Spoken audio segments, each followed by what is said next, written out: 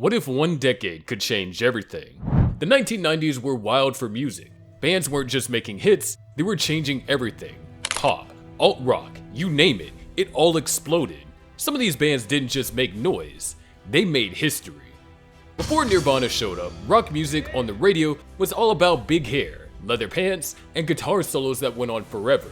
Then glam, glitter, and a lot of posing. Then came 1991. Smells Like Teen Spirit dropped, and just like that, boom, everything flipped upside down. Suddenly, this band from Seattle, with a scruffy lead singer named Kurt Cobain, was everywhere. He didn't look like a star, and he didn't act like one either. But man was he real. The music was raw, loud, gritty. His voice cracked and screamed in a way that made you feel something. Didn't matter if the lyrics made perfect sense or not, you felt them. And the album? Never mind, it went beyond being a hit. It was a revolution. It kicked glam rock off the throne and brought in grunge like a tidal wave. Teens all over the world were like, finally, someone gets it. Being weird?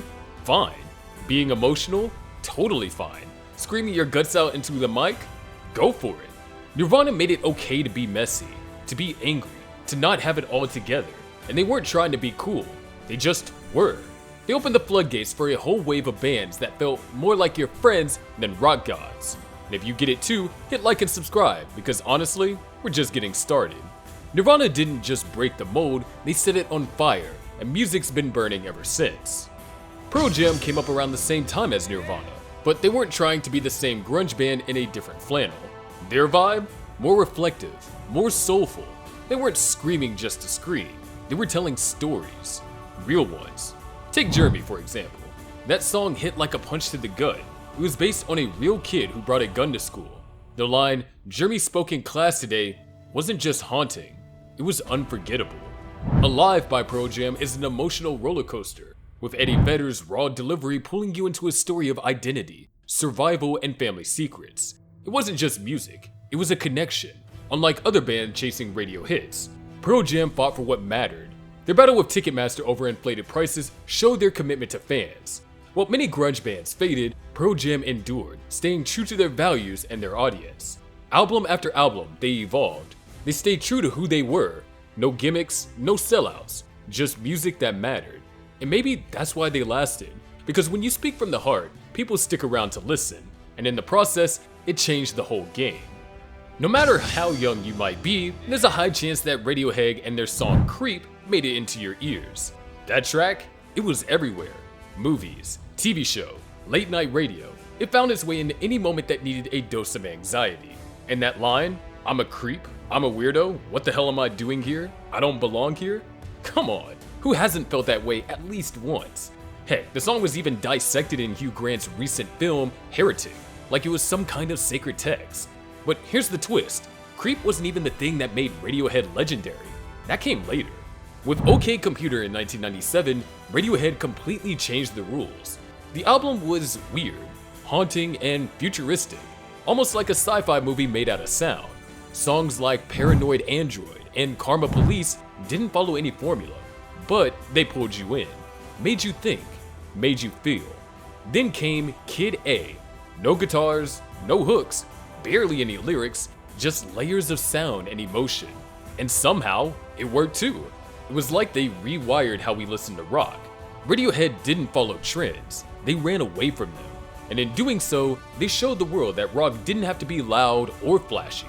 It could be cerebral, strange, and totally unforgettable. Every album they dropped felt like a curveball, and people loved them for never playing it safe. They weren't just a brand, they were a turning point. And in a decade filled with noise, they made silence feel powerful. While grunge was shaking the states, Oasis was busy turning Britain into a swaggering jukebox of anthems. They didn't just ride the Britpop wave, they were the tsunami. Wonderwall became a global sing-along. Don't Look Back in Anger lit up stadiums. They channeled the Beatles, sure, but added fist, ego, and don't give a damn attitude.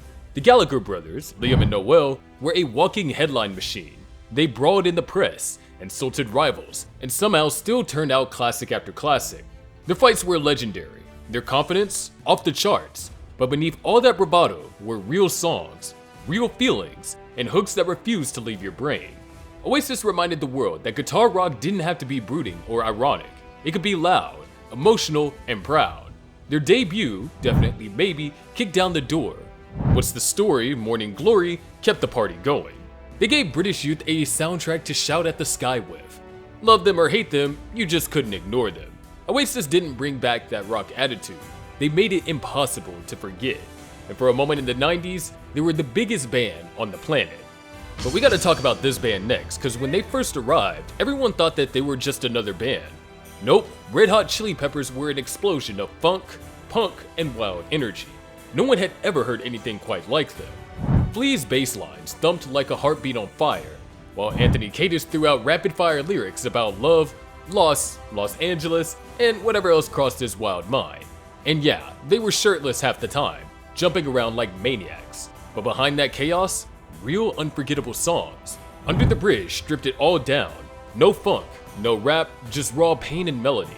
It showed the world that RHCP could hit you right in the gut when they wanted to.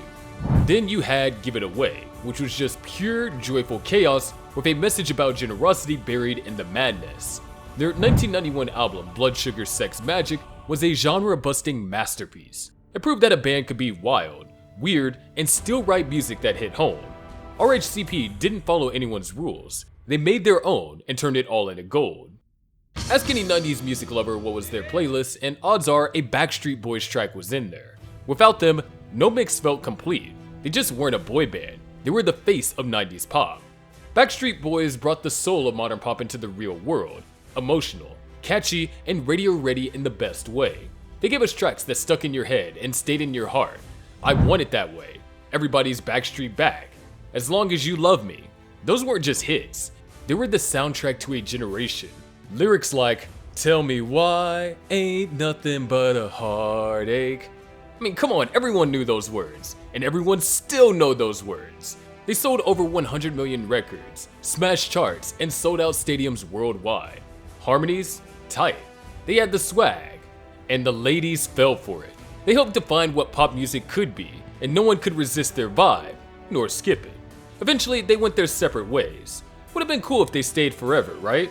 It's a real shame, huh? After Nirvana ended, most people expected Dave Grohl to disappear. Instead, from the ashes of Nirvana, he quietly recorded an album where he played every instrument himself. Yeah, imagine that. That became the Foo Fighters. What started as a side project became one of rock's most consistent powerhouses. Songs like Everlong and My Hero were emotional and loud in all the right ways. Grohl brought back the joy of rock, big choruses, loud drums, and songs that you could scream in your car. His humble, down-to-earth vibe made him rock's most likable frontman. Foo Fighters kept evolving, but always stayed true to rock's beating heart, and somehow changing the way along the evolution. You know who brought a different kind of darkness to grunge? Alice in Chains. Their music was slower, heavier, and often way more haunting. Lane Stanley's voice, rich, pained, and unmistakable, cut through the fuzz like a siren in the fog. You got to hear their songs like Rooster and Down in a Hole that tackled addiction and despair without sugarcoating a thing. Their harmonies were strange yet unique, setting them apart from the Seattle crowd. They weren't flashy, but their emotional weight was massive.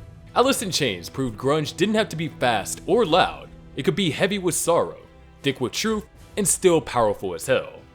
Last but not least, we have the Prodigy. They didn't exactly fit the mold of 90s rock, but their attitude? Pure rebellion. They took rave music and dipped it in chaos. Tracks like Firestarter and Breathe didn't ask for your attention. They grabbed it by the throat. It was punk energy with the best electronic tools, breakbeats, distortion, snarls, and strobe lights. While other dance acts went smoothly, the Prodigy went violent and wild. Keith Flint became an icon of menace and charisma. They blurred the lines between genres and scenes, bringing punk energy to clubs and electronic noise to rock festivals. They didn't just make you dance, they made you sweat, shout, and lose your mind with absolute fun. So which 90s band do you think had the biggest impact on music? Let me know in the comments. And don't forget to like and share if you enjoyed the video. Want to know more about brands that had it all and lost everything? Check out our previous video. In the meantime, subscribe for more.